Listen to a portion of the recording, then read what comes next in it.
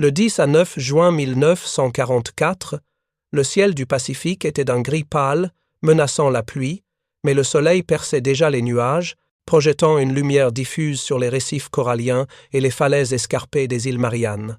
Sur un petit aérodrome japonais à l'extérieur de Saipan, 4 chasseurs Ki-24 Frank attendaient, leur moteur vibrant faiblement comme un grondement contre le calme du matin. Le lieutenant Masahiro Takeda, 34 ans, vétéran des campagnes de Chine, se mouvait entre les appareils avec l'œil d'un prédateur évaluant sa proie. Son uniforme était usé au poignet, le laiton de ses épaulettes terni par des années de sel et de soleil, mais son regard brûlait de l'autorité acquise par la survie et la perte. Avant de reprendre, dites-nous d'où vous nous regardez, et si cette histoire vous touche, assurez-vous d'être abonné parce que demain, j'ai préparé quelque chose de vraiment spécial pour vous. Le plus jeune, Seiji Mori, à peine 20 ans, tâtonnait avec la sangle de son casque, les doigts tremblants, le cœur battant au rythme des moteurs. À ses côtés, Hiroshi Yamamoto, 21 ans, et Kenta Fujita, 23 ans, couraient vers leurs appareils avec la précision mécanique de soldats entraînés à obéir sans question, mais le poids de l'angoisse pressait leur poitrine. 1 heure plus tôt, la station radar avait signalé une anomalie. Une formation de P-47 Thunderbolts américains apparaissait à la limite de détection. Pas n'importe quels avions.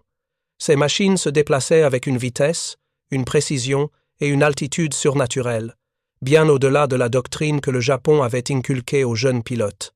Les rapports décrivaient leurs manœuvres synchronisées, leurs champs de tir croisés et leurs 8 mitrailleuses Browning de calibre 50, montées dans les ailes avec système de visée automatique. Chaque P-47 était en réalité une forteresse volante, un léviathan argenté dans le ciel du matin. Les pilotes s'installèrent dans leurs cockpits, attachant leur harnais de cuir usé, sentant la vibration des moteurs sous eux comme si l'aérodrome lui-même frémissait d'anticipation. La voix de Takeda crachait à travers la radio, tranchante dans le calme du matin. « Restez vigilants. Formation serrée. Ils viendront comme des loups. Vous avez 20 secondes une fois à portée. Survivez. Et peu. Être reverrez-vous la terre. » 20 secondes. C'était tout. Pas une de plus, pas une de moins. Les Thunderbolts scintillaient au soleil, leurs hélices brassant l'air avec une autorité létale, chaque avion une machine de destruction conçue pour annihiler, non pour combattre loyalement. Takeda et son escadrille commencèrent leur taxi sur la piste, leurs bottes frappant le béton encore humide de la pluie de la nuit précédente, formant des flaques qui reflétaient le ciel. Chaque surface des avions portait des cicatrices, peinture ébréchée, petites bosses, restes de camouflage, ayant rempli sa fonction et témoignant des combats passés.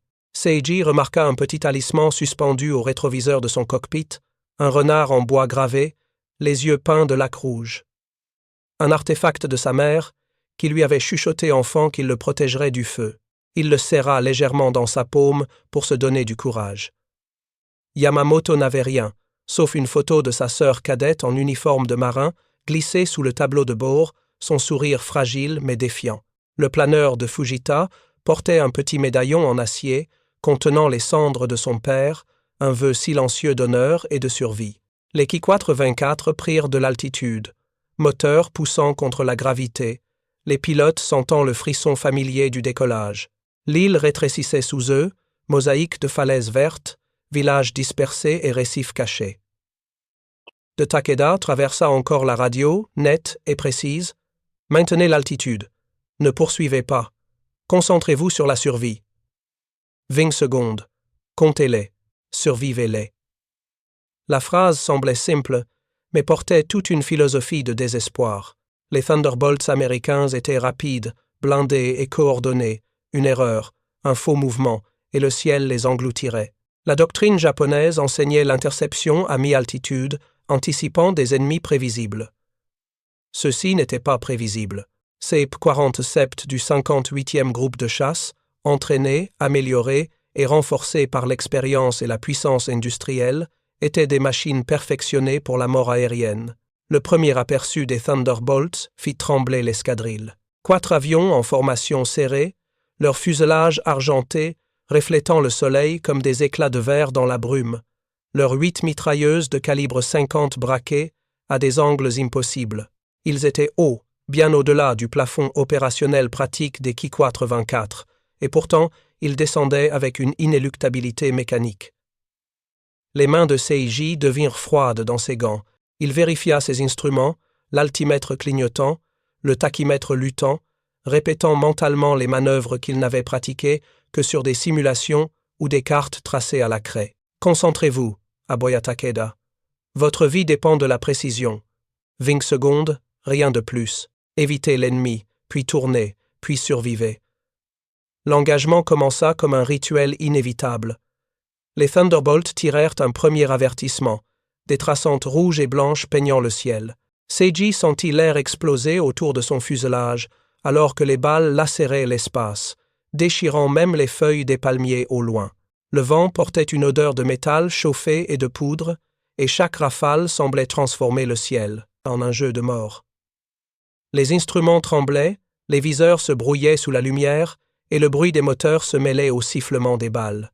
Yamamoto serra son manche, les dents serrées, tandis que Fujita répétait mentalement les calculs de trajectoire enseignés à l'école de pilotage. Hauteur, vitesse, angle d'attaque, aucun manuel ne pouvait préparer un pilote à ce qu'ils affrontaient. Le Thunderbolt était trop rapide, trop lourd, et sa puissance de feu était un réseau mortel impossible à déjouer avec des tactiques classiques. Au-dessus d'eux, les Thunderbolts tournaient, coordonnés, silencieuses mais terrifiantes. Les mitrailleuses crachaient par intermittence, couvrant chaque angle mort, chaque approche possible. Seiji sentit le sol s'éloigner alors qu'il plongeait, remontait, virait en lacet. Chaque seconde, un combat pour respirer, pour survivre. Il se rappela le talisman de bois, le sourire de sa sœur, le médaillon de Fujita. 20 secondes, murmura-t-il intérieurement, répétant la consigne de Takeda. 20 secondes, puis tout pouvait finir.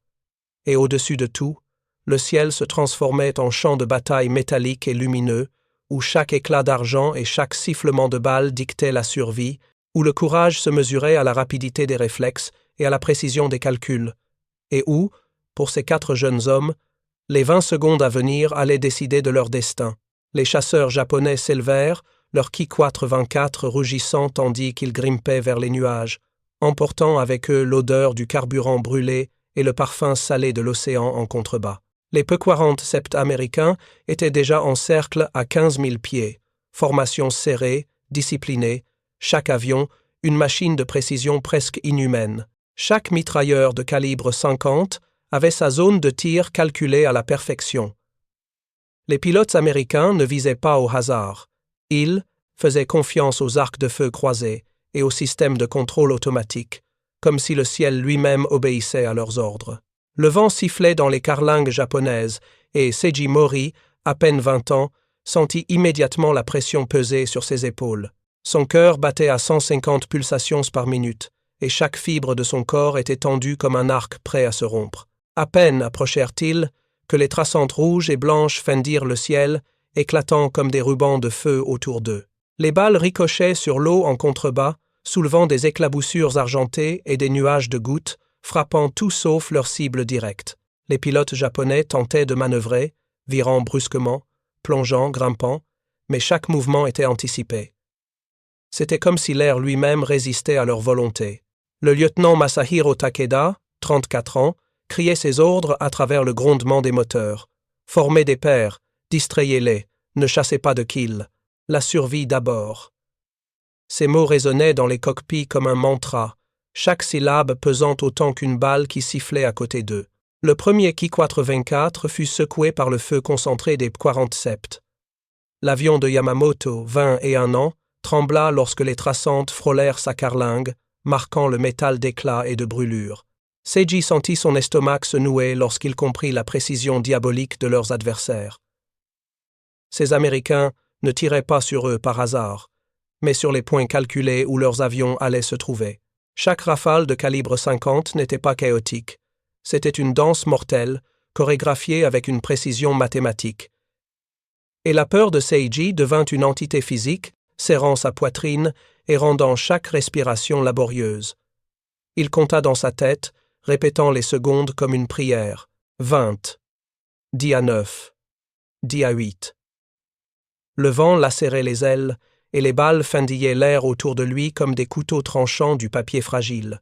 Takeda plongea vers l'horizon, tentant d'attirer certains P-47 loin de ses jeunes pilotes. « Maintenant !» hurla-t-il à travers la radio, sa voix un mélange de défi et de désespoir.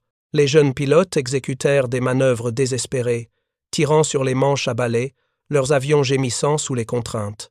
Une pluie de balles traversa l'aile de Fujita, 23 ans, et de la fumée noire s'échappa du moteur, se mêlant à la brume du matin et au reflet du soleil sur l'eau. Fujita tira sur le manche pour maintenir l'altitude, son corps crispé, la sueur dégoulinant sous son casque, ses yeux fixant l'horizon comme si la concentration pouvait infléchir le destin.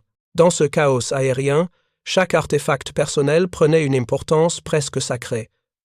Le talisman en bois de renard de Seiji vibrait sous son uniforme, comme s'il absorbait l'énergie des balles fendant l'air.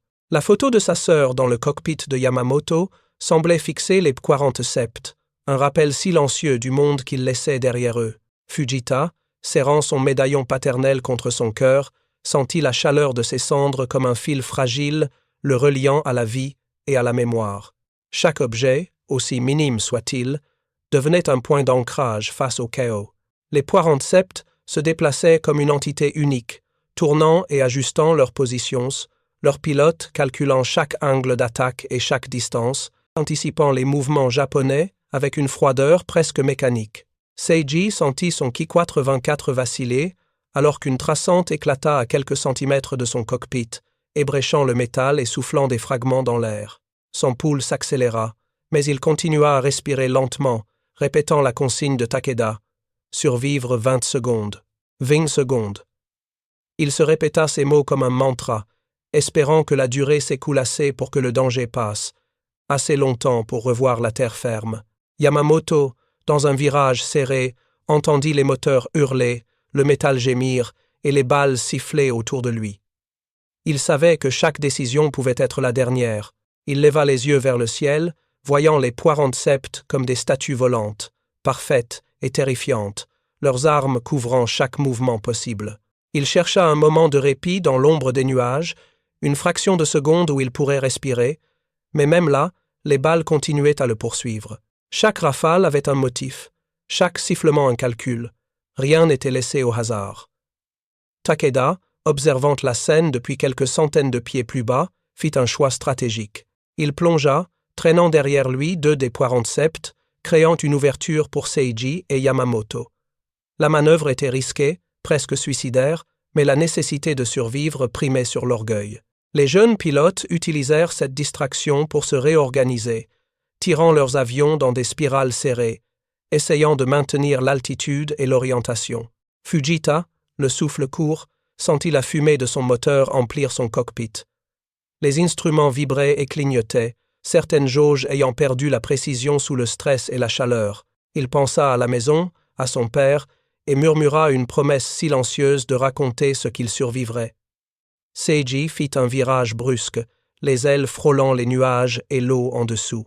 Il vit un morceau de métal détaché de l'avion de Yamamoto tomber en vrille, un artefact du combat, une preuve tangible de la mort qui rôdait. Les secondes semblaient se dilater, chaque instant étiré par la peur, la vitesse et l'adrénaline. Le Ki-84 vibrait, le bois du tableau de bord craquant sous la tension, le moteur haletant, mais il tenait encore. Chaque battement de cœur semblait coordonné avec les sifflements des balles et le rugissement des moteurs, un rythme infernal qui dictait la survie. Les P-47 ajustaient leur position, leurs pilotes utilisant le terrain, les nuages et l'ombre pour canaliser les Ki-84 japonais dans leur champ de tir. Seiji ressentit une peur primitive, celle d'un animal traqué. Mais il concentra son esprit sur le talisman de bois, le rappel de sa mère, le rappel que survivre était possible. Il tira doucement sur le manche, ajusta l'aileron, et sentit l'avion répondre, comme s'il était vivant, coopérant à la survie. Yamamoto et Fujita firent de même, chacun utilisant ses artefacts, ses souvenirs et sa discipline pour naviguer dans la zone de mort. Alors que le temps s'étirait, Seiji réalisa que la consigne de Takeda, 20 secondes, n'était plus une mesure abstraite, mais une réalité tangible. 20 secondes pour échapper à une rafale, pour esquiver un point mort calculé, pour rester en vie. Le vent, le feu, la fumée et l'acier fusionnaient en une seule entité. Et chaque décision, chaque virage, chaque micro-mouvement du corps et de l'avion devenait critique. Les Ki-84, malgré leur fragilité relative face au P-47, continuaient à se battre, soutenus par l'expérience et le courage, et par la conviction que survivre était possible, même contre un adversaire qui semblait invincible. Au-dessus de tout, le ciel du Pacifique s'étendait comme une toile d'argent et de nuages, mais pour Seiji, Yamamoto, Fujita et Takeda, il n'était plus qu'une zone de mort où chaque artefact personnel, chaque souvenir et chaque seconde comptait. La danse aérienne se poursuivait, impitoyable, chaque virage, chaque rafale, chaque souffle d'air une épreuve de volonté et de survie. Et dans cette bataille orchestrée par le destin et le feu, les jeunes pilotes japonais comprirent, à travers le rugissement des moteurs et le sifflement des balles, que la survie n'était pas un hasard, c'était une discipline, un calcul et un courage qui transcendaient la peur elle-même. Le ciel au-dessus de Saipan s'était transformé en un ballet de destruction, un théâtre où le feu et l'acier dictaient la chorégraphie. Les P-47 plongeaient par paires, tirant des rafales courtes et contrôlées, chaque avion balayant l'air de trajectoires mortelles. Chaque Thunderbolt possédait sa boîte de destruction, un volume tridimensionnel où les arcs de mitraille pouvaient réduire un Ki-84 en éclats de métal en quelques secondes. 8 mitrailleuses par avion, 8 flux distincts, précis et méthodiques, tissant un filet mortel autour des chasseurs japonais. Les nuages étaient déchirés par les traçantes rouges, et l'éclat du soleil réfléchissait sur les fuselages argentés, aveuglant presque les jeunes pilotes japonais. Seiji Mori, 20 ans à peine, se tordait dans son cockpit, le visage ruisselant de sueur. Chaque goutte semblait brûler sa peau, mais il ne pouvait pas ralentir, pas maintenant. À sa gauche, Hiroshi Yamamoto, 21 ans, effectuait un tonneau pour éviter un feu croisé, ses yeux écarquillés derrière la visière, ses mains crispées sur le manche. Kenta Fujita, 23 ans, était dans une situation pire. Un moteur fumait et les commandes répondaient avec lenteur, comme si son avion se rebellait contre lui. Au-dessus d'eux, le lieutenant Masahiro Takeda, 34 ans, tournoyait en cercle, calculant chaque risque, chaque angle d'attaque, anticipant la trajectoire des P-47 avec une précision clinique, son visage sévère sous le casque, les yeux rivés sur la danse macabre qui se déroulait en dessous. Les Américains ne poursuivaient jamais à la hâte. Ils maintenaient distance, vitesse et altitude, comme des prédateurs expérimentés. Chaque manœuvre japonaise, loopings verticaux, plongées abruptes, virages serrés étaient contrés instantanément. Les arcs de mitraille déchiraient le ciel, laissant derrière eux une traînée de fumée et d'étincelles. Seiji comptait dans sa tête. 20 secondes. Il grimaça, poussa le moteur à la limite rouge et murmura une prière à voix basse, comme si chaque mot pouvait influer sur le destin. Le Ki-84 vibrait sous lui, chaque craquement métallique un avertissement, chaque sifflement de balle un rappel que la mort était omniprésente. Puis, cela se produisit, un flash argenté passa si près qu'il crut pouvoir voir les yeux du pilote américain à travers la verrière. Les 8 mitrailleuses rugirent simultanément. La traçante embrassa l'air autour de lui. Seiji sentit un souffle brûlant frôler son cockpit, et son esprit compta les secondes comme si elles étaient des pierres à franchir sur un abîme. 10, 9, 8. Le Ki-84 trembla violemment, une balle perforant la queue de l'avion. Il tira sur le manche, effectuant un roulis, juste à temps pour éviter l'impact direct. Les balles manquèrent, mais son appareil tourna dangereusement, se tordant dans l'air mince au-dessus du Pacifique. « Restez unis !» cria Masahiro, sa voix perçant le rugissement des moteurs. « Survivez les 20 secondes !» Les mots résonnaient dans les casques, un mantra de vie et de discipline. Seiji concentra son attention sur un seul élément. L'instant fugace avant l'annihilation, la fenêtre éphémère où compétence, chance et instinct pouvaient basculer la balance. Il pensa à la petite figurine de Tori qu'il avait accrochée à son tableau de bord, souvenir de son village natal, un artefact presque sacré qui semblait absorber la peur et lui insuffler du courage. Yamamoto, de son côté, serrait contre lui une petite montre de poche, héritage de son père, dont les aiguilles tournaient encore malgré les secousses et les vibrations. Chaque tic-tac semblait caler son souffle et son rythme. Un cardiaque sur celui de l'avion, une ancre dans l'ouragan métallique qui l'engloutissait. Fujita, tandis que la fumée noire de son moteur se mêlait à la brume matinale, serrait son médaillon paternel contre sa poitrine, sentant le métal froid et lisse comme une promesse de survie, comme un fil fragile reliant son esprit à la vie.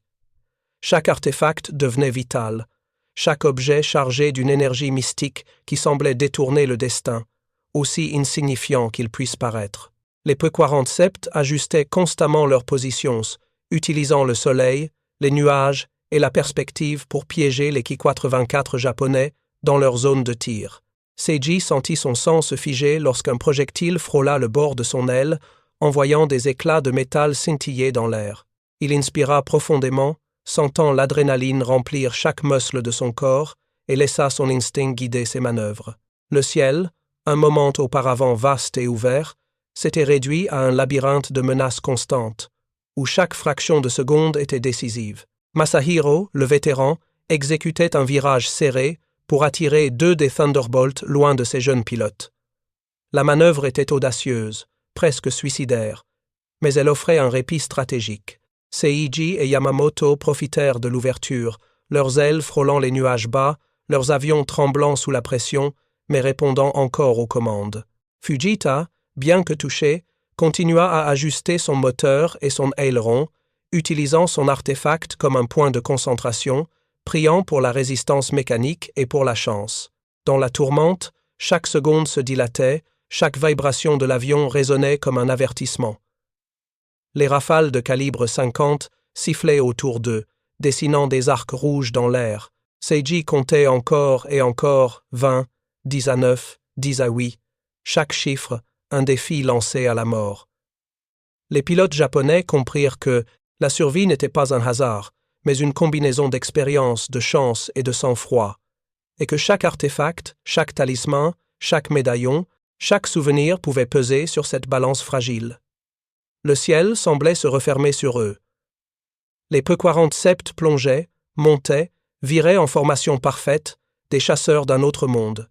Seiji sentit un frisson parcourir sa colonne vertébrale lorsque les balles sifflaient si près que le métal vibrait sous lui. Il pensa au petit livre de poèmes de sa sœur, attaché à son tableau de bord, chaque page tournant avec le vent, chaque mot un rappel de l'humanité qu'il tentait de préserver. Yamamoto et Fujita s'accrochaient à leurs artefacts, chacun une amulette contre le désastre imminent, chacun une bouée de survie dans le déluge de feu et d'acier. Puis, un silence relatif se fit dans l'espace entre 2 rafales. Les Ki-84 tremblaient mais tenaient encore, les moteurs haletant, les ailes légèrement éraflées. Seiji respira profondément, sentant la chaleur et le froid se mêler dans son cockpit, et comprit que les 20 secondes dont parlait Masahiro n'étaient pas seulement une consigne. Elles étaient une loi de survie, un fragment de temps suspendu entre vie et mort. Chaque décision, chaque micro-mouvement, chaque artefact tenu contre soi pouvait être la différence entre l'explosion et la liberté. Alors qu'il se repositionnait, Seiji vit Fujita virer brusquement pour éviter un dernier tir, le métal de son aile éclatait brillant sous le soleil levant. Yamamoto réussit un looping vertical pour s'aimer un Thunderbolt qui s'approchait trop près. Masahiro, surveillant ses jeunes, ajusta sa propre trajectoire, prêt à intervenir, à se sacrifier si nécessaire. Le ciel s'était transformé en un échiquier de métal et de feu, chaque mouvement calculé, chaque rafale anticipée. Les pilotes japonais avaient appris à danser avec la mort, à ressentir son rythme, à prévoir ses gestes, et à se battre dans cette chorégraphie létale avec la discipline et le courage de ceux qui n'avaient plus peur de tomber. Seiji sentit enfin un moment d'éclaircie, un bref intervalle où les Thunderbolts semblaient se disperser légèrement. Il y vit une opportunité pour respirer, ajuster son moteur, vérifier ses instruments et ses artefacts. Il caressa du regard le talisman, la photo et le médaillon, comme pour remercier ces fragments de son passé de l'avoir maintenu en vie. Le Ki-84 vibrait toujours, mais il volait encore, fragile mais résistant, prêt à continuer cette danse macabre jusqu'à ce que le dernier souffle d'acier ou d'adrénaline décide du destin. Et dans ce ciel au-dessus de Saipan, où la fumée, le feu et les traçantes rougeoyantes se mêlaient à la lumière du soleil. Seiji, Yamamoto, Fujita et Takeda comprirent une vérité fondamentale. Survivre dans la danse avec la mort n'était pas un acte de chance, mais un ballet de discipline, d'instinct et de courage, où chaque artefact, chaque souvenir et chaque souffle comptaient, suspendu entre la vie et l'abîme. Aux 12e seconde, le ciel au-dessus de Saipan ressemblait à un champ de bataille fragmenté, où chaque souffle d'air portait la menace de la mort. L'avion de Hiroshi Yamamoto, 21 ans, avait subi de multiples impacts. La fumée s'échappait par des fissures dans le fuselage, serpentant comme des fantômes noirs qui dansaient dans la lumière grise du matin. Préparer et raconter cette histoire nous a pris beaucoup de temps. Alors, si vous l'appréciez, abonnez-vous à notre chaîne, cela compte énormément pour nous. Maintenant, retournons à l'histoire. Les instruments, un ensemble complexe de jauges et de cadrans sur lesquels Yamamoto s'était appuyé depuis sa formation, commençaient à faillir. Le compas vibrait de façon erratique, l'altimètre sautait par à-coups, et l'indicateur de carburant clignotait comme s'il annonçait un funeste présage. Chaque rafale de mitraille, 50 calibres qui frappait son appareil, faisait trembler le métal comme une membrane prête à éclater, chaque impact envoyant des éclats scintillants à travers la verrière fissurée. Yamamoto serra les dents et concentra toute son attention sur le manche, sentant ses mains devenir moites, ses muscles tendus comme des cordes d'arc, et son esprit se focalisant sur chaque micro-décision capable de prolonger sa survie d'une fraction de seconde. Kenta Fujita, 23 ans, luttait contre les flammes qui léchaient le capot de son moteur droit. La chaleur irradiait dans le cockpit, brûlant son visage et ses avant-bras, et la fumée envahissait son champ de vision, lui coupant presque le souffle. Son avion peinait, traînant une aile comme un membre paralysé, chaque virage demandant un effort surhumain pour maintenir l'altitude et la direction. Des étincelles jaillissaient des panneaux endommagés, tombant dans le vide comme des lucioles métalliques et étincelantes. Fujita serra contre lui un petit pendentif en forme de grue, un artefact que sa mère lui avait offert avant son départ pour Saipan, symbole de paix et de protection. Ses doigts se crispèrent autour du métal froid, un point d'ancrage dans ce chaos aérien, un rappel de la vie qu'il espérait regagner. Seiji Mori, 20 ans, avait son propre cockpit criblé de morceaux de métal et de verre. La verrière était fissurée, laissant pénétrer le vent et les bruits de l'air déchirés par les balles ennemies. Chaque impact était ressenti comme un coup de marteau contre son torse, et pourtant, il ne pouvait pas s'arrêter. Ses yeux suivaient la formation des P-40 ces Thunderbolts américains qui tournaient autour de lui comme des requins affamés, attendant le moindre faux pas. Les arcs de feu des mitrailleuses. 50 calibres balayaient l'air avec une précision inhumaine, calculée pour anticiper ses manœuvres, pour couper ses trajectoires comme des couteaux tranchant du papier. Le cœur de Seiji battait si fort qu'il croyait pouvoir l'entendre dans le vacarme des moteurs et le sifflement des balles. Il saisit son artefact, un petit tori en bois qu'il avait attaché à son tableau de bord avant de quitter son village natal, et le serra contre lui comme une prière silencieuse. Chaque objet, chaque souvenir, semblait conférer une force surnaturelle dans ce moment suspendu entre vie et mort. Les P-40, 7 secondes, 2 par 2, ajustaient leurs positions avec une patience de prédateur. Ils ne se pressaient pas, ne fonçaient pas sans calculer. Leurs tirs étaient intermittents, mais chaque rafale était planifiée pour réduire au minimum la marge d'erreur des Ki-24. Un seul tir mal placé pouvait suffire pour envoyer un avion japonais s'écraser dans le Pacifique. Le ciel, auparavant ouvert et vaste, était devenu une cage invisible, une arène où chaque microseconde pouvait décider du destin d'un homme. Les balles traçaient des arcs de lumière, étincelants et mortels, et le souffle de l'air créait une vibration continue qui faisait trembler chaque instrument, chaque aile, chaque pilote. Au 12e seconde, une rafale de mitraille. 50 calibres frappa l'aile de Fujita. Le Ki-24 se retourna violemment sur lui-même avant de plonger dans l'océan comme une pierre. Seiji hurla dans la radio « Fujita !» Mais seul un crépitement statique répondit. Le vide qui s'ouvrait devant lui, l'absence de réponse, était un gouffre, un rappel brutal que la mort n'était jamais loin. Il sentait encore la chaleur et l'odeur de brûlé, le souvenir des flammes léchant le moteur de Fujita, et ce souvenir se grava dans son esprit comme une cicatrice.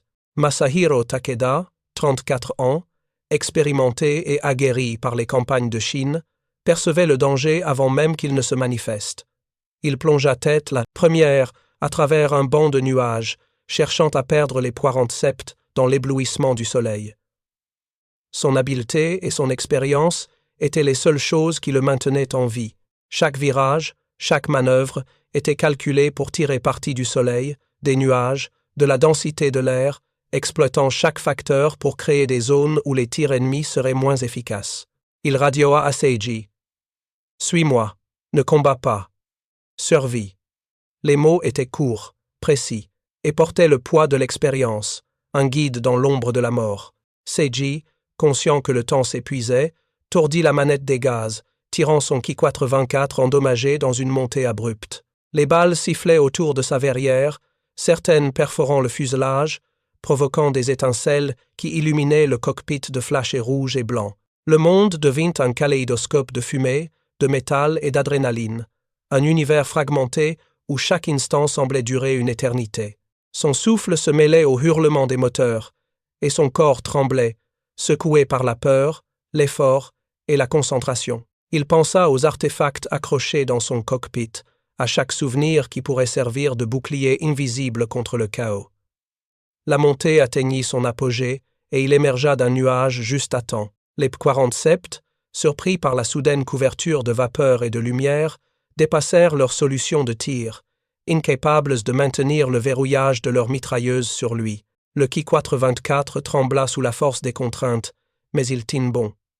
Seiji expira, ses muscles se relâchant légèrement, son esprit encore engourdi par l'intensité du moment. Il observa l'océan en dessous, immense et froid, réfléchissant les nuages et les explosions de lumière, conscient que l'un des camarades était tombé et que leur survie avait été une question de secondes.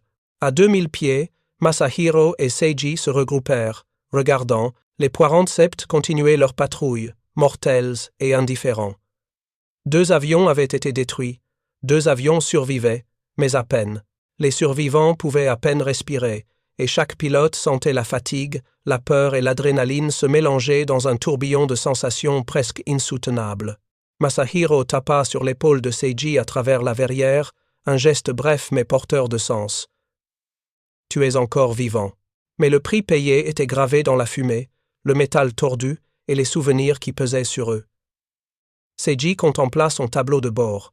Les fissures sur la verrière semblaient encore plus grandes, les jauges étaient partiellement bloquées, et le tori en bois oscillait faiblement. Il le saisit et murmura un remerciement silencieux, comme si l'objet avait contribué à détourner la mort. Yamamoto, toujours à ses côtés, serra sa montre de poche, vérifiant qu'elle continuait à battre malgré les secousses. Chaque tic-tac, un rappel de la fragilité de la vie et de la nécessité de rester vigilant. Les artefacts étaient devenus plus que des souvenirs. Ils étaient des talismans, des fragments d'humanité, dans un univers en flammes. Le ciel était toujours saturé de menaces. Les P-47 patrouillaient, cherchant de nouvelles victimes. Chaque nuage, chaque reflet de soleil pouvait cacher une rafale de mitraille. Seiji réalisa que les 20 secondes fatidiques n'étaient qu'un prélude. La survie nécessitait maintenant patience, discipline et une vigilance constante. Il observa les mouvements de Masahiro, imitant ses trajectoires, anticipant ses virages, apprenant à ressentir le rythme de la mort et à y répondre avec précision. L'adrénaline continuait de brûler dans ses veines, mais il commença à remarquer les détails. Un oiseau effrayé, fuyant l'impact, un morceau de nuage éclairé par le soleil, le scintillement des micros, éclat métallique qui tombait de son aile endommagée.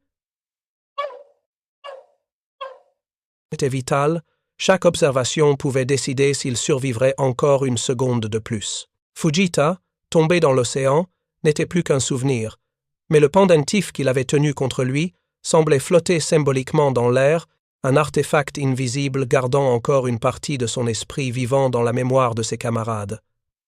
Seiji ressentit enfin un moment de calme relatif, un espace où les rafales s'étaient temporairement espacées. Il ajusta les commandes, vérifia ses instruments autant qu'il pouvait et stabilisa son Ki-84 endommagé. Yamamoto fit de même, son visage marqué par la peur mais concentré, chaque respiration un effort pour maintenir la cohérence de l'esprit et du corps. Masahiro surveillait au-dessus, prêt à intervenir, le doigt sur la radio, les yeux fixés sur l'horizon, un vétéran dont l'expérience faisait la différence entre la vie et la mort. Le paysage en dessous était irréel. L'océan s'étendait à perte de vue, parsemé de débris et de traces laissées par les combats précédents. Les nuages bas diffusaient une lumière diffuse, transformant les éclats métalliques et les traçantes rouges en une tapisserie kaléidoscopique de lumière et de fumée. Chaque pilote était un point fragile au milieu de cette mer de chaos, chaque souffle un miracle temporaire. Les artefacts Tori, médaillons, montres, servaient de points de repère, de rappel, que derrière la machine et le métal, des vies humaines persistaient, luttant pour un souffle de survie contre l'indifférence de la guerre. Seiji réalisa que le Ki-424, bien que blessé, répondait encore, et qu'il pouvait encore espérer regagner l'airfield. Chaque secousse de moteur, chaque vibration du fuselage était une danse avec la mort, un rappel que la survie n'était jamais assurée. Les 20 secondes initiales étaient passées, mais le combat pour la vie continuait, exigeant vigilance, sang-froid et confiance dans les instincts. Le retour des Ki-424 sur le terrain d'aviation ressemblait à une procession de fantômes mécaniques. Les moteurs fumaient, laissant s'échapper une fumée épaisse et noire qui s'accrochait aux ailes tordues et au fuselage endommagé. Chaque avion portait les cicatrices d'une bataille d'une violence inouïe. Éclats de métal plantés dans les flancs, verrières fissurées et carlingues cabossées. Les pièces détachées cliquetaient encore au rythme des vibrations des moteurs à peine stables. Le ciel, autrefois clair, reflétait maintenant la chaleur du soleil de midi, aveuglant les pilotes et rendant chaque mouvement plus laborieux.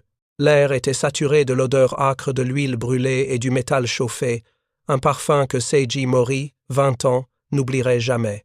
Son corps tremblait encore, les muscles endoloris par l'adrénaline, tandis qu'il observait l'étendue du désastre qui avait eu lieu en moins d'une minute.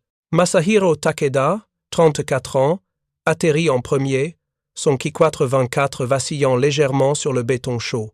Il coupa les moteurs et sortit avec précaution, les mains recouvertes de graisse et de suie. Ses yeux, perçants et fatigués, balayaient le terrain vide, conscient du prix payé par ses compagnons. Il s'approcha de Seiji et l'aida à sortir du cockpit, ses mains expertes guidant le jeune pilote à travers la verrière fissurée. « Tu as survécu », murmura-t-il d'une voix basse, presque brisée par l'émotion. Mais derrière ces mots se cachait un silence lourd. Masahiro savait ce qui avait été perdu. Yamamoto, 21 ans, n'était jamais revenu. Fujita, 23 ans, avait été vu pour la dernière fois plongeant vers l'océan, sa chance de survie étant désormais incertaine. Seiji posa la main sur le métal chaud et cabossé de son Ki-424, le doigt effleurant les éclats encore accrochés à la carlingue. Le toucher du métal, rugueux et brûlant, semblait lui rappeler la fragilité de la vie, la fine ligne qui séparait la survie de la mort. 20 secondes. C'était tout ce qu'il avait fallu pour décider entre la vie et la mort. 20 secondes pendant lesquelles chaque décision, chaque micro-mouvement, chaque instinct avait été vital. Il respira profondément, laissant l'odeur de fumée et d'essence remplir ses poumons, un mélange de soulagement et de terreur persistante. Masahiro regarda autour de lui et nota les débris épars du combat. Un morceau de capot de Fujita gisait à quelques mètres, tordu et noirci par la chaleur. Les hélices des Ki-424 portaient encore des marques de balles, et certains cadrans, fissurés, oscillèrent doucement sous le souffle du vent. Masahiro remarqua un petit pendentif accroché à un des tableaux de bord, un artefact que Seiji n'avait pas encore vu. Un miniature de mont Fuji en bronze, symbole de protection et de courage. Il le prit délicatement, le posant dans sa main comme un reliquat de la bataille, un lien tangible avec ceux qui n'étaient plus là. Les P-47 n'étaient plus dans les parages, mais leur présence se faisait encore sentir. Leur puissance de feu, leur vitesse et leur précision avaient remodelé la conception même de la guerre aérienne. Les Ki-424 japonais, aussi robustes soient-ils, avaient été mis à l'épreuve, et chaque pilote avait ressenti l'impuissance face à une machine parfaitement orchestrée. Les tactiques traditionnelles, la bravoure et l'expérience ne suffisaient plus. Désormais, la survie dépendait de l'adaptabilité, de la chance et de quelques secondes d'instinct humain. Seiji sentit une main se poser sur son épaule. Masahiro le regardait, les yeux emplis d'une gravité qui dépassait les mots. « Ce n'est pas seulement un combat que nous avons survécu, » dit-il. « C'est un test de tout ce que nous sommes. Chaque décision, chaque micro-mouvement, c'était la ligne entre la vie et la mort. » Seiji hocha la tête, incapable de parler. Son esprit était encore figé dans le chaos des 20 dernières secondes, chaque instant répétant les éclats de lumière, les traînées de fumée et le hurlement des moteurs. Le terrain d'aviation était presque désert, seulement parsemé des traces de l'affrontement. Les empreintes de roues sur le béton, les éclats de métal et les morceaux de verre reflétaient la lumière du soleil, créant une mosaïque de destruction et de survie. Masahiro observa les instruments de son avion et ceux de Seiji, chacun endommagé, mais fonctionnant encore juste assez pour pouvoir rentrer à la base. Il nota un petit artefact accroché sur la console de Seiji, une grue en papier plié qu'il avait ramenée de son village natal. Elle se balançait doucement dans le vent, symbole de paix et d'espoir, fragile et pourtant tenace, exactement comme les pilotes survivants. Seiji, encore tremblant, s'assit sur le bord du cockpit et observa le ciel, maintenant calme mais encore chargé de tension. Le silence après la tempête avait une densité presque palpable. Chaque bruit, le crépitement des moteurs refroidissants. Le souffle du vent dans les arbres lui rappelait la violence récente. Il pensa à Yamamoto, disparu dans l'océan, et à Fujita, dont le sort était inconnu. Le poids de l'absence se faisait lourd, mais il ressentit également un souffle de gratitude. Il avait survécu. Masahiro aida Seiji à descendre et passa en revue les dommages visibles. Le métal était tordu, les instruments abîmés, et le cockpit portait encore les traces de la mitraille américaine. Mais le Kikwatre 24, malgré tout, avait résisté, un témoignage de la robustesse de l'ingénierie japonaise et de l'habileté du pilote. Masahiro nota mentalement les réparations nécessaires, chaque fissure, chaque morceau de métal tordu devant être restauré avant le prochain combat. Il savait que le ciel n'était jamais sûr, que la guerre continuait et que d'autres épreuves attendaient. Seiji posa sa main sur l'aile endommagée, caressant les bosses et les entailles comme s'il pouvait en tirer un réconfort physique. Il pensa aux 20 secondes fatidiques, à la précision mortelle des 40 septs et à la chance fragile qui lui avait permis de survivre. Chaque marque sur l'avion racontait une histoire. Un coup de chance ici, une décision instinctive là, une impulsion de courage dans le chaos total. Les artefacts dans son cockpit, le tori en bois, la grue en papier, le pendentif de Masahiro, semblaient maintenant représenter la persistance de l'humanité au milieu de la machine et de la guerre. Le soleil montait plus haut, inondant le terrain d'une lumière intense qui rendait visible chaque détail. Et même les gouttes de sueur, encore accrochées aux visières des pilotes. L'air chaud et humide de Saipan s'insinua dans leurs vêtements, rappelant la réalité de leur environnement tropical, où la chaleur pouvait être presque aussi oppressante que la guerre elle-même. Masahiro observa Seiji et nota l'épuisement gravé sur son visage, mais aussi une lueur de détermination. Le jeune pilote avait survécu au feu et au chaos, et cette expérience, bien que traumatisante, forgeait une résilience nouvelle, fragile, mais réelle. Seiji regarda autour de lui, remarquant les petits artefacts laissés par les camarades tombés. Une montre de Yamamoto tombée près du hangar, encore battant malgré l'eau salée et les impacts. Un carnet de notes de Fujita, pages froissées et tachées de carburant, témoin des pensées et des espoirs d'un jeune pilote parti trop tôt. Chaque objet racontait une histoire, rappelait un visage, une voix, une vie interrompue. Il sentit une vague de responsabilité.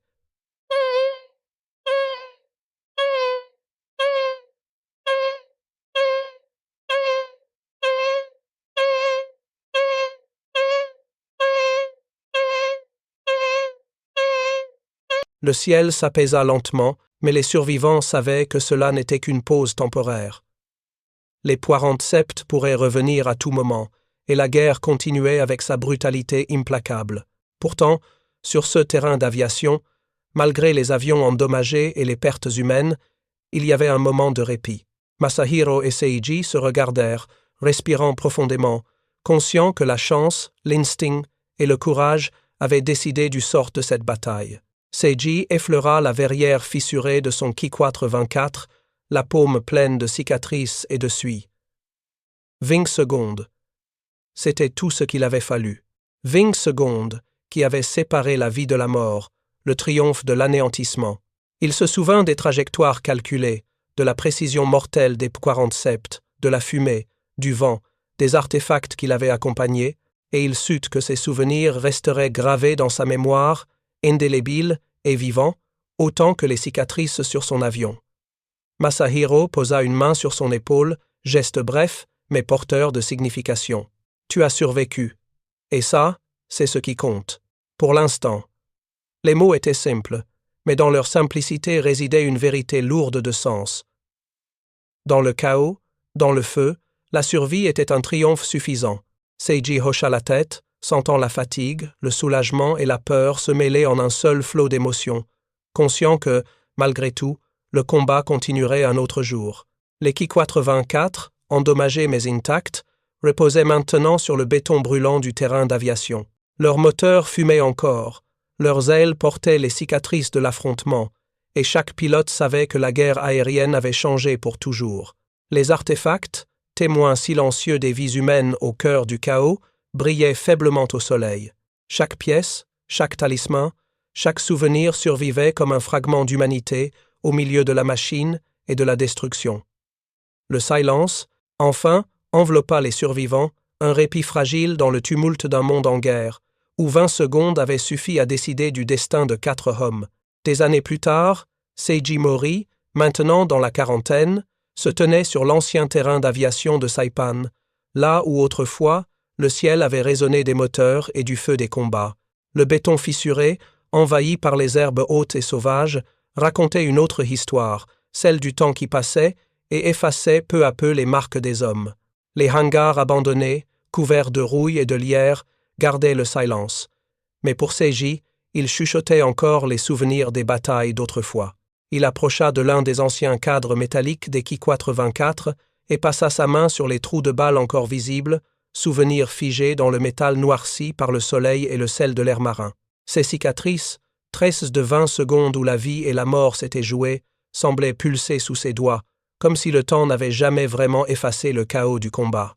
Il se souvint du rugissement des P-47, de la précision mécanique de leurs 8 mitrailleuses de calibre 50 et de la sensation aiguë de vulnérabilité, suspendue dans les airs, où chaque microseconde pouvait décider du destin. Le vent soufflait dans ses cheveux grisonnants, apportant avec lui le parfum d'herbes sauvages et la mémoire saline de l'océan Pacifique. Il parla doucement, comme à un compagnon invisible. « Nous étions jeunes, nous étions inexpérimentés, mais nous avons combattu, et nous avons appris, parfois, la survie ne dépend pas seulement de l'habileté, mais de ces secondes que l'on peut tenir avant que la mort ne vous rattrape. » Sa voix se brisa légèrement, emportée par la brise. Mais les mots restèrent suspendus dans l'air chaud du matin, résonnant dans le silence des hangars abandonnés. Seiji observa le ciel au-dessus de lui. Il était immense, d'un bleu clair ponctué de nuages argentés, paisibles, comme si les années avaient étiré le temps pour apaiser les souvenirs les plus violents. Pourtant, dans chaque nuage, chaque rafale de vent, il percevait encore les échos des 20 secondes, le claquement métallique des Ki-4 24 sous le feu, le sifflement des balles et le scintillement fantomatique des P-47 surgissant à l'aube. Il pouvait presque sentir la chaleur des moteurs, la tension dans les muscles de ses camarades, la peur qui s'accrochait à sa poitrine comme un spectre. Ses souvenirs étaient devenus des artefacts invisibles, aussi réels que les morceaux de métal et les talismans qu'il avait jadis conservés dans le cockpit. La petite grue en papier de son enfance, le pendentif de Masahiro, le torii miniature accroché au tableau de bord. Chacun portait le poids des vies perdues et la fragilité des secondes de survie. Il marcha lentement parmi les carcasses rouillées et les débris, touchant parfois les ailes tordues et les hélices cassées. Une montre brisée gisait dans l'herbe, un artefact oublié par Yamamoto, figé sur l'heure exacte où il avait disparu dans l'océan. Seiji se pencha et ramassa la montre, la serrant dans sa main comme un fragment de mémoire, un lien tangible avec les camarades tombés. La poussière et la rouille ne pouvaient pas effacer la valeur de ces instants, ni le courage nécessaire pour affronter la mort en plein ciel. Ces objets, silencieux mais puissants, racontaient la vérité que l'histoire officielle oubliait. Parfois, la victoire ou la perte n'était pas une question de stratégie nationale ou de généraux, mais d'une poignée d'hommes et de 20 secondes suspendues entre ciel et mer. Le jeune garçon qu'il avait été se reflétait dans ces artefacts, et pourtant, il n'était plus ce même jeune pilote tremblant, assis dans un cockpit secoué par la mitraille. Les cicatrices sur son corps et dans son esprit racontaient le prix du passage du temps et de la guerre, mais elles portaient aussi un témoignage. La résilience humaine pouvait défier même la machine la plus parfaite. Le ciel lui-même semblait différent maintenant, calme, presque protecteur, et pourtant chargé d'une mémoire que seul un survivant pouvait entendre. Chaque souffle de vent semblait porter un murmure, chaque nuage un souvenir, et chaque rayon de soleil rappelait le contraste entre la fragilité de la vie et la brutalité de la guerre. Seiji s'arrêta devant un Ki-424 en particulier, son fuselage troué et sa verrière fissurée, rappelant la bataille du 12e second, lorsque Fujita avait été touché et que Yamamoto avait disparu. Les marques étaient devenues artefacts, preuve tangible d'un instant où la mort avait frôlé chacun d'eux. Il se souvint de la peur, de l'adrénaline et du chaos, et pourtant, il sentit aussi la discipline et la camaraderie qui les avaient maintenus en vie. 20 secondes avaient suffi à tout changer. Une décision, un mouvement instinctif, un souffle, et la ligne entre la vie et l'oblivion s'était dessinée. Il s'assit sur un morceau de béton fissuré, observant l'horizon, et pensa à l'avenir. La guerre avait laissé derrière elle des terres, des corps et des machines brisées, mais elle avait aussi légué des leçons. Seiji savait que sa survie n'était pas seulement un hasard, mais aussi un héritage, celui d'une génération qui avait affronté le ciel armé seulement de courage et de chance. Il repensa aux artefacts qu'il avait conservés. La grue en papier, le pendentif, la montre de Yamamoto. Chacun symbolisait la fragilité et la force de la vie, la mémoire des disparus et l'espoir de ceux qui restaient. Le vent souleva un pan d'herbe haute, et Seiji sentit la présence de ses camarades disparus, non pas comme des fantômes terrifiants, mais comme des compagnons silencieux, veillant sur le terrain d'aviation et sur l'homme qu'ils avaient aidé à survivre. Il murmura leur nom dans la brise, reconnaissant que, même si le temps avait effacé les combats, la mémoire et les artefacts persistaient. Les 20 secondes de chaque bataille avaient façonné non seulement sa vie, mais aussi la compréhension du fragile équilibre entre l'homme et la machine, entre le courage et la mort. Seiji se leva, les yeux fixés sur le ciel pacifique, où les nuages flottaient calmement, ignorant les batailles passées. Il sentit une paix éphémère, mais suffisante pour que le souvenir de Fujita, de Yamamoto et de tous ceux tombés ne soit pas vain. L'héritage du ciel n'était pas seulement dans les stratégies ou les victoires, mais dans la survie, dans les instants suspendus, et dans les artefacts qui parlaient de courage, de peur et d'humanité. Il respira profondément, laissant le vent effacer un peu de la tension accumulée au fil des années, et murmura « Parfois, tout se joue en 20 secondes. Une poignée d'hommes, un ciel plein de balles, et la vie elle-même. » Le silence lui répondit, mais dans ce silence, Seiji sentit la présence du passé, la mémoire des batailles et la permanence de l'héritage qu'il portait désormais seul. Le ciel, vaste et immuable, continua de s'étirer au-dessus de lui, témoin silencieux de la fragilité et de la force de la vie humaine, et cela suffisait. Ensuite, 2 autres histoires exceptionnelles vous attendent à l'écran. Si celle-ci vous a touché, vous ne voudrez pas manquer les suivantes. Cliquez et allez les découvrir. Et n'oubliez pas de vous abonner et d'activer la cloche de notification pour ne rater aucune de nos prochaines vidéos.